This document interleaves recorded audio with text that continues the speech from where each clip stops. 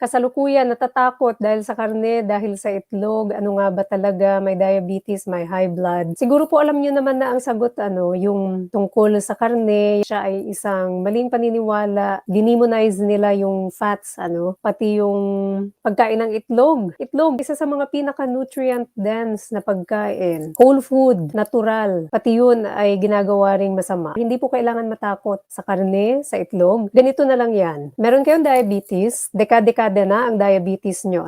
Sabi sa inyo, huwag kayong kumain ng matataba. Ito ang gamot. Inom kayo ng maraming gamot. Kayo ay huwag kumain ng matataba. Iniwasan nyo na. Gumaling po ba yung inyong diabetes? Gumaling ba ang inyong high blood pressure? Gumaling ba ang fatty liver nyo? So kung hindi po gumaling sa ganung pamamaraan, ibig sabihin po nun, kailangan baguhin yung pamamaraan dahil hindi po talaga yan ang problema. Ang problema yung kapartner niya. High carb po, ang blame lagi na kay karne, itlog, yun lagi ang problema. Pero ano ba yung nangyayari? Ba't hindi gumagaling ang mga tao? Kasi hindi yun ang tamang advice. Masyadong pinasama yung reputasyon ng taba ng animals to the point na umiwas ang mga tao pero hindi naman gumaling sa sakit. Kung takot talaga, marami naman pong mga pwedeng kainin sa food guide. For example, kung takot kayo sa red meat, edi meron naman pong isda, meron namang white meat. Maraming mga pwedeng kainin sa low carb lifestyle.